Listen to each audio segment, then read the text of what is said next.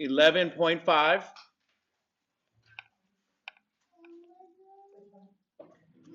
One proportion testing. Conclusion. So just as a reminder, and I'm not going to list the whole thing out, but as a reminder, in step 3, we found the z-score, and we found the p-value, which is also written as p with a lower subscript v. This is going to be, we need to utilize this, the p-value for step 4. And that's what we're going to get into today. The final step, step 4, is to make it is the conclusion. And the conclusion is 2 parts. 1, we are going to make a decision based on the p-value. And 2, we will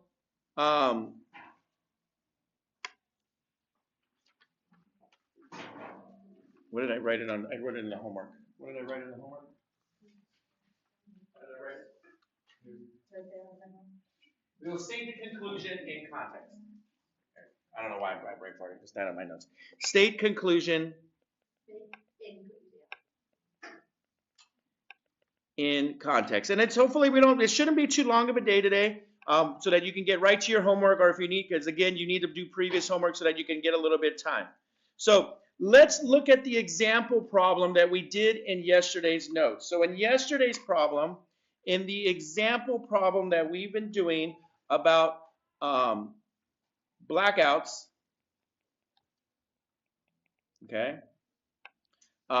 we defined first off our parameter. I do want to note that the parameter was the true proportion of, and this is, once again, this was from step 1, the true proportion of fans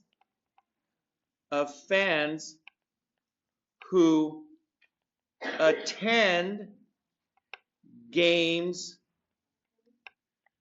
due to blackout. Okay, so the true proportion of fans that are attending in person to the games, because it's blacked out, it's not showing on their local TV channel. It happens in many places, not really Boston, because we're basically always selling out all our sports. But this is a common practice in sports, not in football since 2015. And it's starting to go away, but that was there. Now in this problem, we did a bunch of steps. HO was that P equals 0.3, and our alternative hypothesis was that P was, what was it again?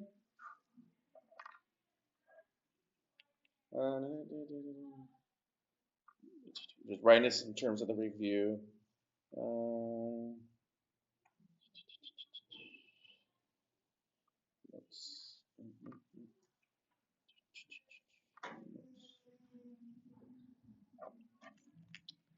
Let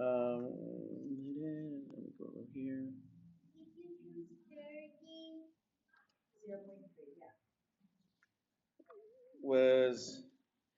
Is it less than 0.330? Has there been a decrease? Okay. So the question was has there been a decrease? We checked our conditions. I'm not going to go over them. It was SIN, and it was yes, yes, yes. We stated approximately normal. Again, we've already done that. Step 3, which we did yesterday and the day before, we found that Z was equal to negative 1.17 and that our p-value was 0.121. Okay, so I'm going to leave this on the screen. We've done all this work, okay? Everything I stated on the screen, we've done it already. I didn't go into detail about the SIN because that's not our focus, but this is all of the information that we found and what we expect from you to be able to do for your final project on a problem of your own, and what you're going to be assessed on all 4 steps. So I'll give you a moment while we catch up on that. I am going to make an emphasis that this right here is what's going to be the most important now. That's what's most important. Hold on to it because you need it for future, for the homework. You may need some of that information for you to work on today's homework, and then turn it in before the end of class. Okay.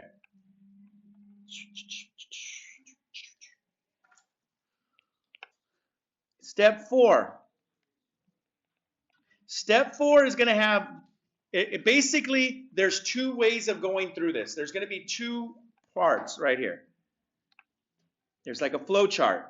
One of them is if the p-value is less than 0.05, we answer the question one way.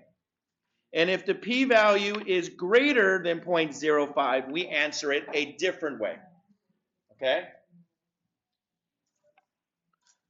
So if the p-value is less than 0.05, as you saw in your do now, and I'm gonna break it down like this. Okay? If the p-value is less than 0.05, we say, since PV is less than 0.05, we what? From the do now, we what? Does anybody remember what we do if the p-value was the second example? What was the wording I used? Reject. We reject the null hypothesis. Okay? So that's how you write that answer. If the p-value is less than 0.05, then we write in our writing, since the p-value is less than 0.05, we reject the null hypothesis. And then we finish it off with saying there is significant evidence that blank, and I'm going to put this in quotation marks, HA is true. However, what's important here, what we need to note is that we need to use context for what's written right here. Okay? Now that's one way to write the answer. And the other one, what do you think I'm going to write on the other side? What happens if p-value is greater than 0.05? I'm going to write since p-value is greater than 0.05, we do not reject the null hypothesis. Instead of saying do not, which if you write do not, we will accept it, but we're going to say fail to reject. We do not reject. We fail to reject the null hypothesis. There is what? No significant evidence. No significant evidence. There is some evidence, it's just not significant. Evidence that blank, and once again, HA is true. And again, context for the problem. That's the last step. That's all we're doing. That's all we're adding in this last part. And again, as you will see, on the first 2 problems, me and Ms. Page filled in a lot of these words for you that are going to be the same. And all you have to do is fill in a couple of words. So let's write our answer. Based on this p-value, which path are we choosing? The left path or the right path? The right path. So we're going to write what? If 0.21 is greater than 0.05, we don't reject the null hypothesis.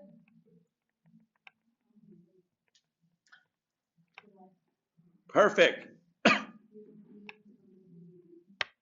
Now, I do want to note something that Sam did, and note that she gave me directly what the p-value was. If you want to, and you want to just say PV, and say the p-value, that's fine. Sam gave me exactly what the p-value was. She's giving me more information, which I actually think it's a lot better.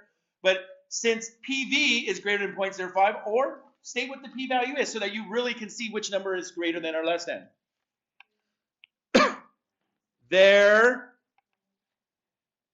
is no significant evidence that no significant evidence that blank. Now here's where it becomes tricky.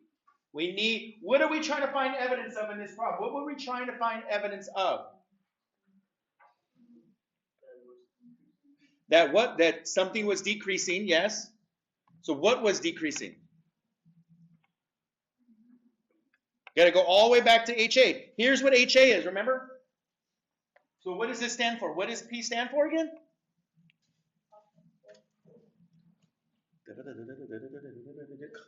We write that word for word. That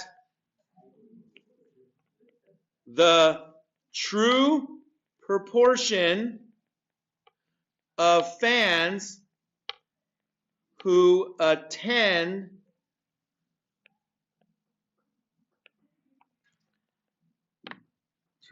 a game due to blackout, that's the parameter, is